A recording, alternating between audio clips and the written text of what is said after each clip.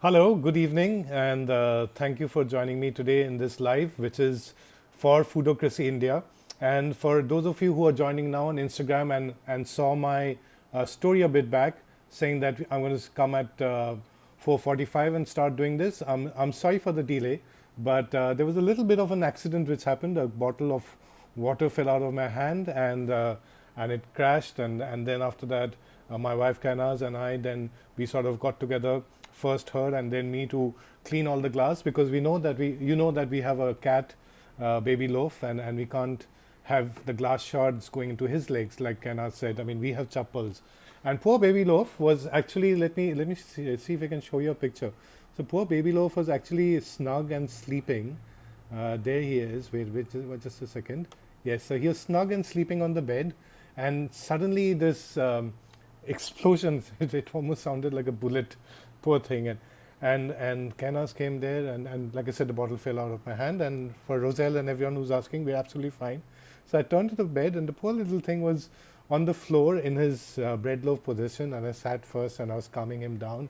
And I said, it's absolutely fine. It's just a bottle which fell, and that's it. And you've seen me drinking out of that bottle, and it's just a little accident, but it was completely, and the bottle had water, and a fair bit of time went into cleaning it, first Canas and then me, and we kept cleaning, hoping that there's no glass shard. And in case any of you are wondering, well, now Baby Loaf is just opposite me and sleeping in that corner, and this is my study table. So for those of you who follow me, my name is Kalyan Karmakar. I started off blogging quite some time back called Finely Chopped, a blog called Finely Chopped, and I write and I do various things.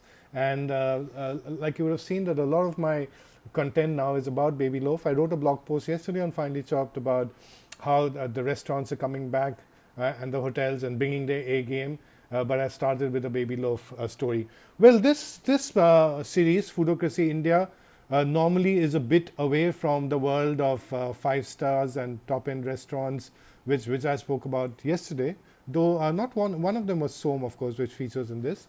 But Foodocracy India is my series where I talk about restaurants, eateries, street food joints across the country where one has had some really wonderful food experiences. And I urge you to use this hashtag Foodocracy India and to share your stories in whichever social media which you are comfortable in, and whichever format, whether it's writing, and like I was asking in my blog yesterday, do people even read long form journals? I don't know, but I still plod on. But otherwise, like storytelling, podcasts like this, videos, photographs, whatever works for you, whichever social media works for you, just use this hashtag Foodocracy India and write a story. And foodocracy comes from democracy, and it's a play on that word. And my idea is that the sort of eateries or street food joints or family run places that we're going to talk of in this series are places where India loves to eat. And that's what we're going to talk. So it's a bit like a podcast, except that I do it through an Instagram live, which means that many of you are joining me at this point, and you're waving and you're sending comments. And let me just wave back at you. And I'm reading all your comments, but I will not be answering in the course of the podcast because I don't want to break the flow. But please, if you have any questions on what I'm talking, if you have any comments or observation of the place I'm talking of, please write in. Because what I'm going to do is, towards the end of the podcast, which is going to be about half an hour, I'm going to scroll down and then try to answer them, and then later put it up on my other social media channels so that you can see it later.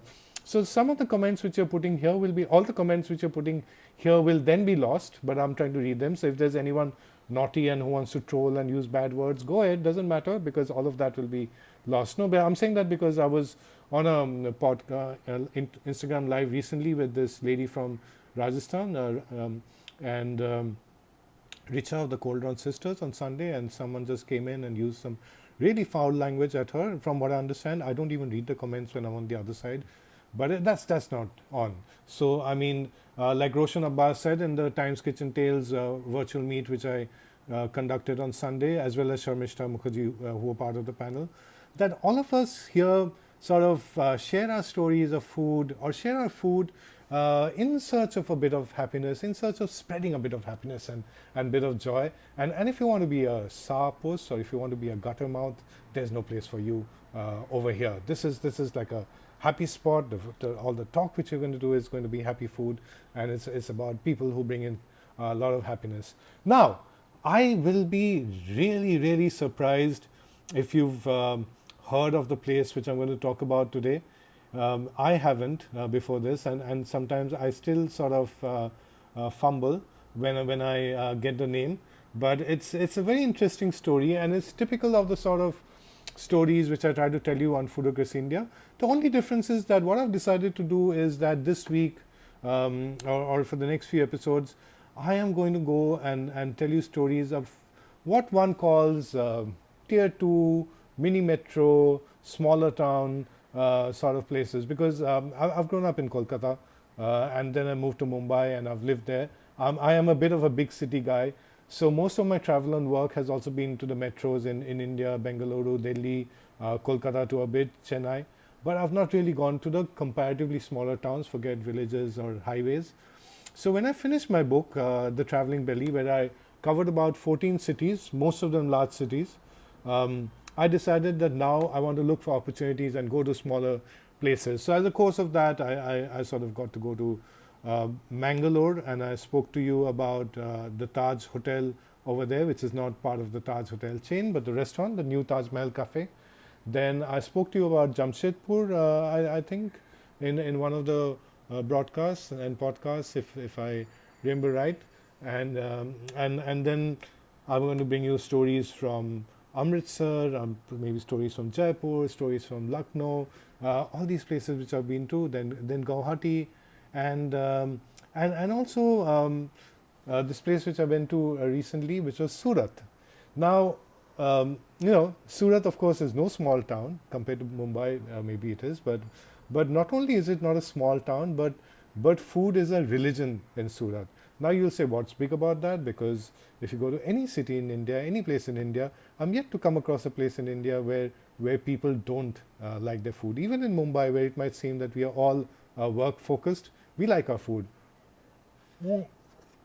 But the thing is that in Surat, they actually have an idiom to encapsulate their love for food, which, if I got my Gujarati right, is Surat nu jaman, and Kashi nu maran. So Surat nu jaman, Kashi nu maran, which means that you go to Surat to enjoy food, and you go to Kashi to Vanaras to spend your last few days or last few years of your life, and that's how the idiom goes, the saying goes. I think I've made a mess of the pronunciation, Surat nu jaman, Kashi nu maran, but that's a phrase which encapsulates the love which the city of Surat. I don't know what I'm doing. I think that sort of glass bottle accident is still weighing on my mind, but that's okay. So that's the sort of love which the people of Surat have.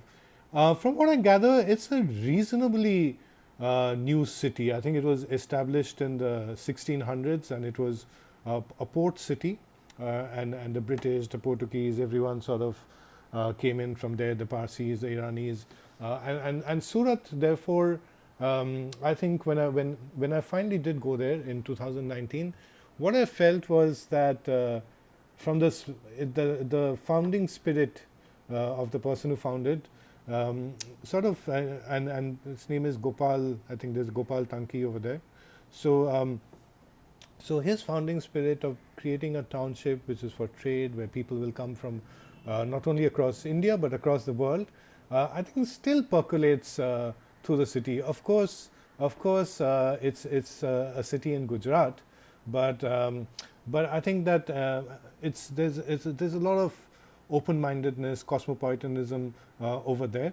So it's not just about Gujarati food or Gujarati influences. In fact, I had some amazing khawswe over there at a place called Randeer, where there are people from Surat who'd gone to Burma and to work and then had to come back for the military junta and all that in Burma. So they've all settled at this place called Randeer, and there's a lot of Burmese influence on the food over there. So khawswe is actually a street food dish in Randeer, and I had one in a stall over there sold by a young man, and his mother used to makes the cow's whey. So then they love their eggs in Surat, and I went to this place called Bhai Omelette, and there are a few places like that where you get the menu runs into some 150, 200, 250 types of dishes made with eggs, and I went there with my wife Kainaz. It's a very dhabai sort of place. It's not her playing ground, but she sat on with me. It was a cold cold night, and I think she quite enjoyed the food as well. There were eggs, and there was green garlic, and there was tomatoes, and there were onions, and the spices. So we had two different dishes with the pav and all that. And I would have given you details, but this episode is not about that.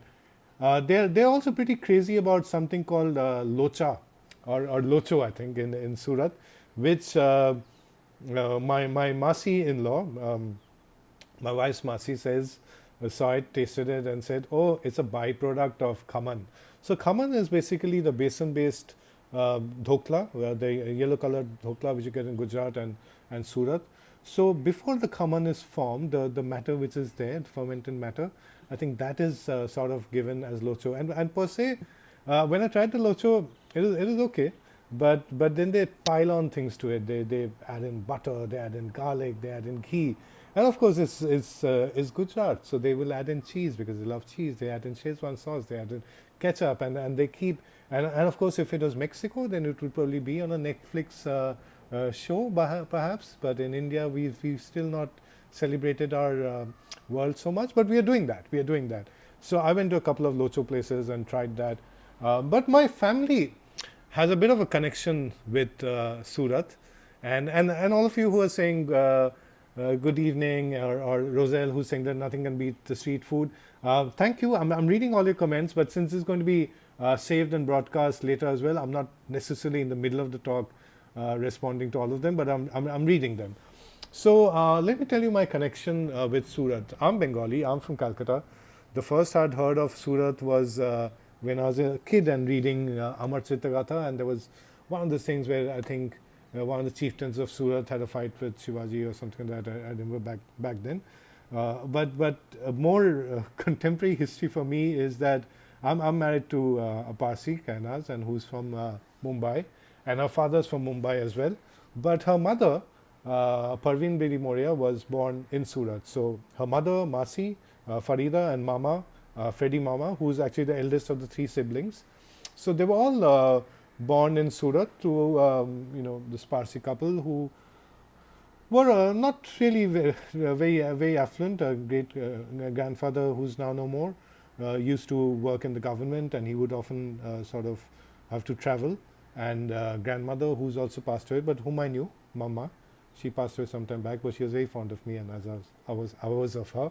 So she would have to run the house with the three children, and for her grandfather, it was pretty tough to run the house wherever he was staying, and his wife and three children back in Surat. But I think our parents and grandparents knew how to value and make their money work better than we did. But I think the lockdown is teaching that value of frugality back. So Mama moved to Mumbai in the 70s, and then his two sisters followed, as well as his parents, and they moved from Surat to Mumbai in the 70s. Mama worked, mom-in-law worked. In fact, both of them, like a lot of Parsis, worked in government banks, and now they don't, of course. And so I had heard a bit about their Surat stories from them, and of course I'd heard about Surti food in Mumbai, because Mumbai is filled with Gujarati, especially the place near Charni Road and that place in South Mumbai, and then again Ville Parle, close to where I stay, Ghatkopar. So all these are like Gujarati settlements, and one knows the Gujaratis as primarily vegetarian food and people who eat only street food, street food, and because that's what one learns in the thali places over here. But with time, one has learned that there's so many layers to the food of Gujarat, and probably some of these cliches don't really do service to it. In fact, I think my friend Rushina Munsha Ghildayal, who herself is Gujarati, is right now on her page doing a series on Gujarati spices and history. And she recently started with her her series with this lady called Pinky Chandan Dixit, who owns the Som restaurant over there. And actually, Pinky has a role in my choosing the place for today's broadcast, not intentionally, but we called in for some food from Som yesterday, primarily because the amras, and my wife was missing amras, and we managed to get Pinky to make some amras for us, though the season had ended. And we took the opportunity and called some of our other favorite foods, some of which was in the fridge today, and that became our breakfast. So what you see on the blue plate is the puri and the farali batata nu shak. I'm Bengali, so apologies if I speak Gujarati like a French person, but farali batatu ni shak means that it's a very dry sabzi or stir fry made with potatoes, but it's farali. So I think you can have it when you're fasting, and therefore it has no onion, no garlic. So the flavor comes from coriander. It comes from coriander leaves, from curry leaves, and ghee, of course. And here on top you can see the puris on the blue plate, and it's made with atta, whole wheat. Unlike in Bengal, where we make our puris or luchis with maida. And down there in the white plate with the elephants, which has come all the way from Singapore, my wife, from Sri Lanka, my wife had picked it from a place called Paradise Road, is the batatu nuwadi bhaji and the satpadi paratha, which is a 7-layered paratha with spices, which we ordered with the gattika sabji. So my wife is more fond of that, and I'm fond of the puri bhaji. So we had this for breakfast. A bit of a bittersweet tale, because we have 2 of these white plates with elephants, and unfortunately I broke one of them while sleepily taking them out. I'm trying to tell myself to not get too attached to material positions, but as my wife said, maybe it's a sign that we need to go back to Sri Lanka and buy more of these plates, because I do like my plates, as you know, if you probably follow me here. Now, why did that puri and batatu nu shak make me think of taking you to Surat today in the podcast? Well, in like I said, I'd been meaning to go to some of these smaller towns to explore the food over there. And in 2019, March, we decided to take a family trip and go to Surat. So my wife, me, my mom-in-law, mama-in-law, Freddy Mama, and Masi-in-law, so the 3 siblings, Farida, Masi, so we all decided to go together. The 3 siblings had gone a couple of years back as well, and they'd stayed in the Parsi Dharamshala, and for them it was a great time coming back to the city of their birth. I remember, like, when I went back to Canterbury in England, the city where I was born in, town where I was born in, it was a fascinating experience. So we decided to do a family trip together, which we've never done before. And getting train tickets was really tough. We went by the Shatabdi, came by something else, but very, very difficult to get tickets, and I think we had to use the black market, all this. So, but don't quote me on that, but that's the only way we paid some ridiculously high amounts of money to go there. We stayed at the Taj property over there, which we booked online. It's not called the Taj, probably a gateway, but it's quite a nice property by the banks of the river Tapti. Now, when we reached Surat in the morning, we went to the hotel and changed and everything. And then the first day we dedicated to revisiting childhood memories. So Mama, Masi, Mummy-in-law, Kanaz and I, we all booked, I think, Ubers or whatever, and then got into it.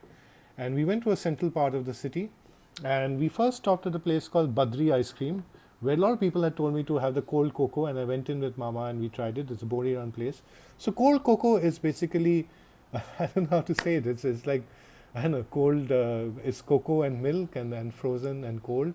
And it seems very bland now that we are sort of exposed to all these artisanal shakes and drinks and cold drinks and everything like that.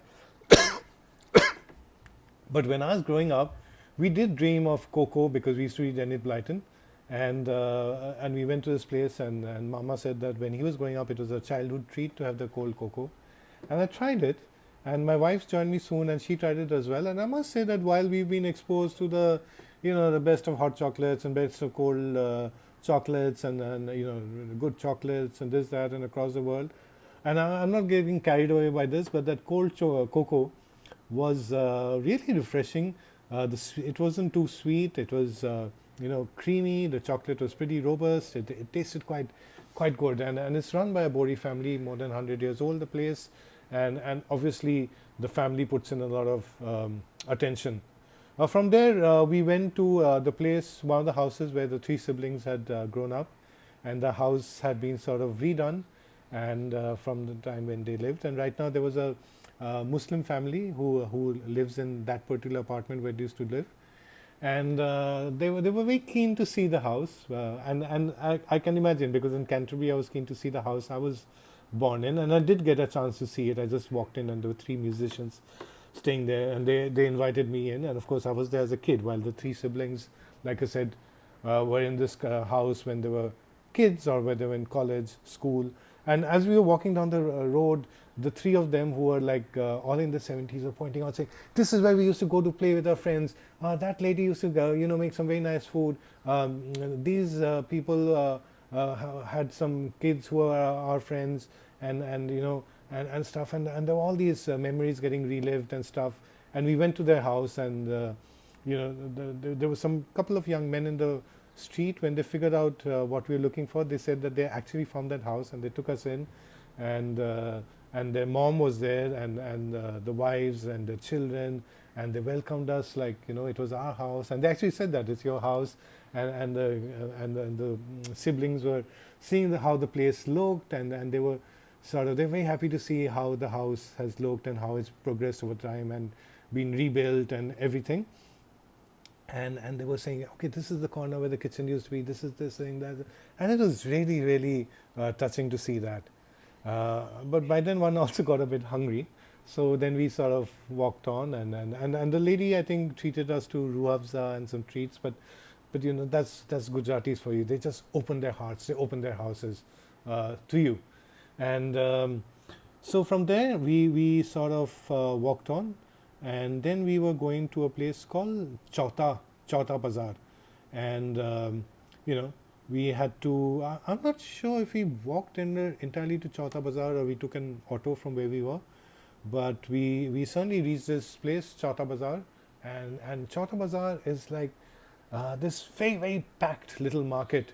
In fact, if you remember when I was telling you about Sri Krishna, I'm just going to raise the curtain, because it's dusk now, and probably you won't be able to see me soon. So I was telling about Sri Krishna and the missile in Pune, and I told you that we'd gone to a place called Tulsi Bagh and the market there, and how crowded it was. And it was as crowded there at Chauta Bazaar. It reminds you in a scale if maybe Dadar in Mumbai or Goriat in Kolkata, but smaller, more congested. No talk of social distancing. But I think that Surat gives us a lot of hope, because my mama said that when they were growing up, it was a really dirty city. And I remember when we were in college, a huge plague had hit the city. But I think the way the city administration and the citizens then came together to completely cleanse, recreate, change their hygiene habits, and do the city up properly. And now it was such a spanking clean and city, and then the infrastructure had me salivating. And if Surat could do that and get back and beat the plague, then there's no reason why the rest of India and Surat can't do that with the corona pandemic. And I think that that gives me a lot of hope. Now, there was a reason why we went to Chauta Bazaar, because Mama wanted to take us to one particular shop to eat, and by then we were very hungry.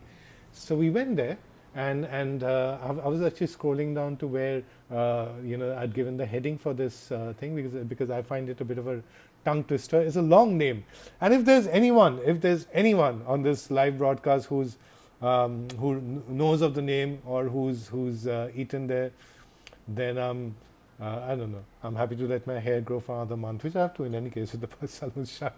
Okay, so the place is called Hari Shankar Dhunjibhai Bhajiawala. So Hari Shankar Dhunjibhai Bhajiawala, which for the rest of you means that a gentleman called Hari Shankar Dhunjibhai had opened a shop, and he was a Bhajiawala. Now, what is Bhajia? Bhajia is Gujarati speak for what in Hindi you would call pakoda, and in Bengali we call tele bhaja. So it's like basically snacky, deep fried stuff. Fritters is what you'd call it in English, and what we love across India. I mean, even in the south you'll have your bondas and dal vadis and so on. So let me show you how the shop looked. So I've saved these pictures for my blog, and that a gentleman in the corner by below the price list with the glasses and slightly bald. So that is Freddy Mama, and you can see that it's really a sweet shop. And when you go in, then there are different types of pakoras and farsan, everything sort of namkeen, which is on display. There was also undiu because that was winter season. And if you see the gentleman sitting slightly on an elevated position and looking down, so he's the owner of the shop, and he told me that the family has been running it for 100 years. 100 years. Hari Shankar Dhunjibhai Bhajiawala has been there for about 100 years. And my Freddy Mama's story goes back, or memories go back to about 60, 65 odd years. He's 72. So he said that, when they were growing up, then on days when Mama, who if she was feeling a bit unwell or out of sorts, this thing, and like I said, I mean, her husband would be traveling or touring on work, often posted somewhere else. So if she was feeling a bit out of sorts or under the weather, and she had to look after the whole house and the 3 kids, and Freddy Mama was the eldest. So sometimes she would give him a few coins and send him there, and he had the precious task of, or the important task of getting this, which is puri and batata nu shak. So it's freshly fried puris and a potato bhaji, and which would be wrapped in a newspaper and with some masala and all put on that. And young Freddy at that time, maybe 10 or 12 and not 75 or 76, which he is now, would then carefully bring it back and open it, and his 2 younger sisters and mom would then share and eat it. And so we had to wait a bit for this because this is freshly fried, and in fact we saw in a corner that we talk of home chefs or we talk of restaurants being dominated only by male chefs and all that. Well, what we saw in the corner here, and is very different in regional Indian food places across the country, there were a few women who were sitting and who looked like women who belonged to the family, who were actually sitting in a corner, rolling the dough and getting out puri discs and frying fresh puri. So you place your order and you get that. So while we were waiting, we had some bhajias. So we had some mirchi bhajia and we had some palak bhajia, and with that they gave a mashed besan like chutney, and the combination was very nice, and some fresh jalebis with that. So we had that first. So that was really my first taste of Surat, though I'd eaten at the hotel breakfast buffet, and I loved it. And my wife likes bhajias as well, so she had it. And then came the puri and aloo. So this aloo, which you see on the plate, is a bit different from what you saw in the one which I showed you at Som, because the Som one were pieces of potato, while here it was more like it had been mashed in and it had been cooked with coriander, mustard seeds, a little bit of green chilies, and lots and lots and lots and lots of oil. So and you break a hot puri and you sort of make a little envelope and pop it in, and my God, that flavor festival. Try to think of the contrasting flavors over here. The puri is made with atta or whole wheat, so it's got a slightly nutty texture to it. It's got a slight amount of solidity, a slight amount of robustness, and then there is the bhaji, which is all playful, all perky, all chatpata, and that combination. And I didn't balk at the thought of oil, because by then I realized that oil is actually an intrinsic part of some of the cooking over here. In fact, Mama is a big exponent saying that you need to have a requisite amount of oil. And I remember once talking to Pinky Chandan Dixit of Som and about the undio, because that has so much oil, and they actually have an oil-free version for the hipster crowd, maybe the Gujarati hipster crowd in Som. But she urged me to have the undio, which is the regular one, because she said that the oil carries the flavor.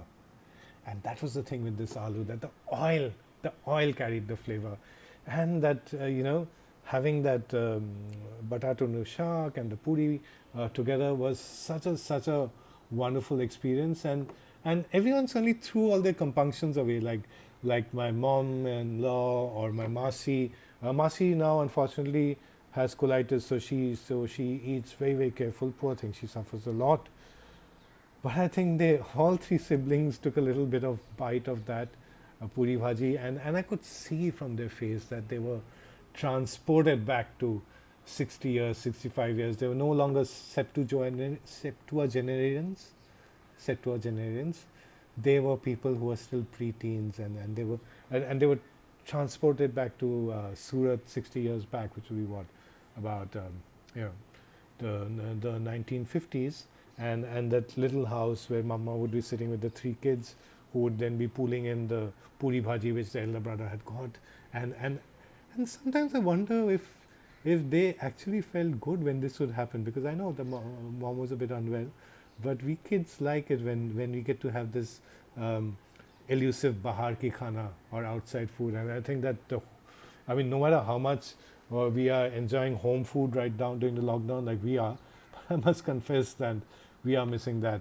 And if you want to see like a bit of the action that day, that's Fedi Mama and me, and you know, so like I said, I mean, they gave it in a newspaper and we spread it out, and we put the puris and we had the bhajis, and we were just chomping away. And you know, I don't know what's happening right now there with the lockdown, because I'm sure that social distancing norms will be enforced, because it's pretty crowded at Chauta Bazaar, and but shops like this are not going anywhere. Hari Shankar Dhunjibhai Bhajiawala. It's a bit of a tongue twister, But shops like this are not going anywhere, because over 100 years, over 100 years, the family has been cooking and feeding the people of Surat. The city has changed. It has undergone many things. It's now a textile hub. There's IT and everything. The new suburbs like Rande, there are fancy flyovers and all of that. But places like Hari Shankar Dhunjibhai Bhajiawala are not going anywhere, and the taste, like all three siblings said, you know, typically when we revisit places of nostalgia, we tend to say that it's no longer the same, but they said it was the same, and you know, we tried a bit of the undio which was there, which was very nice. We tried some of the puri bhaji, which, like they said, reminded them of the past. We had the palak bhaji and the mirchi bhaji, which was so good. And we also bought a lot of save, and especially the kali miri save. Mama said we should buy that because that's winter's time to have it. Kali miri is black pepper, and you typically have it with pork, and which is the jawar kernels, which we had next morning when we went to the banks of the river Tapti and had it.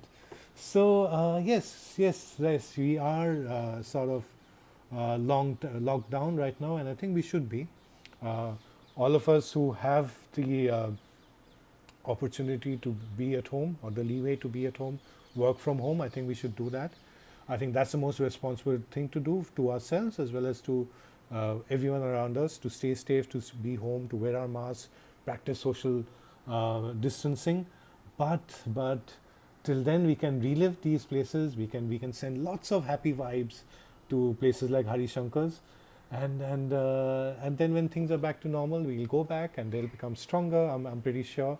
And yeah, so I would like you to also do this. Just use the Foodocracy India hashtag and share stories like this. And like you said, like you saw today, I mean, this place, I myself kept fumbling on the name, and I doubt if too many people know about it. It's not really a list of best places in India to have puri bhaji, or it is not a list of best places to eat in Surat. It's not about this award, that award. It's just about enjoying good food. And to me, that is what food storytelling is all about. Whether it's a history of food, whether it's a history of the family behind the food, whether it's the culture of food, whether it's about the recipe, whether it's the ingredient, or whether it's the hopes of the people making the food, or the politics of it. But it should always lead to joy and a bit of hope. And that's what I plan to keep doing through everything which I do. So thank you all for listening. And that's everything which I had to say in today's podcast, where I took you to Surat and I spoke to you about Hari Shankar Dhunjibhai Bhajiawala, and I was scrolling up. But what I'm going to do is I'm going to quickly scroll through your comments, because this will not show later when I show it up on my channels.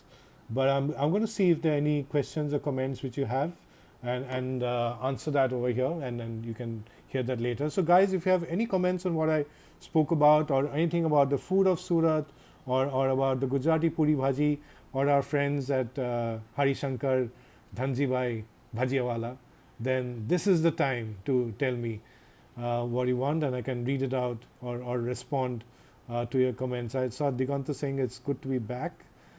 Thank you. Food Seeker Jude is saying good evening. Thank you. Roselle said nothing can beat street food, and I can agree. I saw one of my Instagram friends saying that her father Zaver, that her father's birthplace is Surat, and from what I understand, and that's why Diganta is saying hello, Chef Zaver, because Chef Zaver was, I think, his teacher in ISM, and yeah, so it's all one happy family over here. Diganta was asking how's your pork bhel, where we went the next day, and it was just fantastic. Zaver was saying, did we visit Dotiwala Bakery? We did, and we bought a lot of the batache from there, or the the khatai, naan khatai. What is our friend Doma Wang saying? And what's cooking at home today? It's Rat today, and preparing bhaja is mandatory. Oh wow! So yes, in Rother Mela you have bhajas, and Doma. While I'm not really going to make any bhajas at home today, but I spoke to a place which is a Bhajiawala. What a wonderful coincidence! I think Lord Jagannath, I think, wanted me to do here. Momita is saying that she's finished frying a batch of papad, which takes me back to my childhood in Kolkata when I was maybe 10 or 11 years old, when my grandmom Didu had taken my brother and me, and also this young little girl who was our sort of house help, to the Rother Mala, and she'd given all three of us some coins to go and have the papad and things like that. Diganto is saying whether I should talk about Badri Faluda and the cold cocoa. Yeah, probably. Does it have notes of coriander? There's the chef in Diganto coming out. Yeah, in bites you do get chefs of coriander. And Diganto saying me the chef Zaver, whom I just referred to, her husband is executive chef of Taj Mahal Mumbai, and she is of course from Dada Catering. And Janopal 6 is saying we had rolls and machar deem bhaja with moong dal and jalebi. So that's a lot of Calcutta love coming in. I had a Gujarati khichdi for lunch, and that was from Som. Let me show that. Someone had overnight oats but balanced it with rasmalai, which is Roselle. Let me show you what I had for lunch. So this is it was raining just before I sat to lunch, and in Bengal we have khichdi just before when it rains, but it became very sunny after that. But what you see is the Gujarati khichdi. I've not been a big fan of the Gujarati khichdi, the green moong dal, which they give in the thali joints towards the end of the meal, because I find it absolutely tasteless. Sorry guys, I know you've grown up on it and you know how to enjoy it, but I don't. But this is a khichdi from Som, which is called Vagarela khichdi. Vagarela, I think, means to do a tempering, tadka, and so they had done a vagar with onion and tomato in that. And it reminded me, when I took the first bite yesterday when it was fresh, it reminded me a lot of the Bengali favored combination of omelette, mamlet, and khichdi. Of course, there were no eggs here. But when I mentioned it to Pinky, the owner of Som, she said it's because the onion and tomato have been done in a anda burji like masala, and probably that's the memory which got back. Now the white colored thing which you see in the bowl is the Gujarati curry, and it's a yogurt based dish. And it's something which I really like. It's one of the few things which I look forward to in a Gujarati thali experience. I'm more a la carte sort of person. But Kainaz and I both like the curry at Som. So when we called for the amras yesterday, we called for a large portion of the curry, and we had that today. And I called for a khichdi to have with it, because that's the combination which Gujaratis seem to like. And even my mom-in-law keeps talking about curry khichdi. So I had that today. And I had the khichdi fresh yesterday and today from the fridge. And in Bengali, we like the bashi khichdi, which is a day old. My only quandary, and I also took a bit of the fresh mango pickle, which you can see on the screen, and the tomato and amshakto or papar chutney, so Dikanto, I didn't fry papar, but there was an papar chutney which I had over there, and the Indian hogger, the curry was absolutely fabulous. Now the only thing was I wasn't sure how to have it as a combination. Like, do I take a sip of the curry and then have the khichdi? Do I add the curry to the khichdi and mix it together and have it? Or do I have a bite of the khichdi and then have the curry? And then I asked my wife, who was absolutely useless because she doesn't eat rice. And she said, anyway, this khichdi looks a bit different from the Parsi khichdi, which is more like just rice, I think. But yeah, so this is what I did. I had more of the khichdi, then I had the curry, and which to me is my favorite sort of dessert in the thali, and then the chutney. So Indian hogger is saying, pour over the khichdi on the curry and have it. So as a Bengali, I just find it a bit difficult to process, but I was trying it ekte kore, little bits. But I'm going to do that, Indian hogger. So thank you so much for giving the idea, and I can see a lot of parallel chats happening. So Momita of Kolkata Cooking Frenzy is telling Diganto that she did plan a complete photo shoot, but the time she got her mobile, half of the stuff was over. And Roselle on her plate was saying that she had lauki chana dal, which is gourd and chana dal with fulka and lauki raita for lunch. My mom will be very happy, Roselle, because she has lauki or lau by the dumbbell every day, because she has borderline pressure, and she's very meticulous about having lau or lauki. I'm going to tell her to try lauki chana. And I'm going to end this broadcast now because, I've had everything which I had to say about the Puri Bhaji, but it's of course lovely catching up with you. The Calcutta casserole says that Bashi food always tastes better. Well, yes, it does. And in the world of Instagram, I even make a hashtag about it, and I call it, what do I call it, guys? Love your leftovers. So that's what I'm going to do tonight. There was some of the orange reduction left from what Trident BKC had sent. So I'm going to saute some liver with a bit of onion in some olive oil, and I'm going to pour that that orange reduction over it. And I think it's going to be a nice, beautiful French dessert. And Diganto is saying bye, and I think it's time for me to say bye to all of you. And Indian Hogger is a Bengali born in Ahmedabad and brought up everywhere. So thank you everyone. Thank you for joining me on this episode of Foodocracy India. Over the next few episodes, I'm going to, Diganto, he's lurking and sleeping in that corner. So in the next few episodes, I'm going to take you to comparatively smaller towns like this. Don't get offended if I call Surat or your town a smaller town. It's just I live in Mumbai. And I'm going to talk to you about places like Dhunjibhai, Hari Shankar Bhajiawala, whose names you might not know, whose names I might sometimes stumble upon, but whose stories you will love, because it's food I loved over there. Thank you so much for joining, and have a lovely day and a great week, and have some puri bhaji for me. Okay, that's a lot of pies. Okay, time for me to say bye now.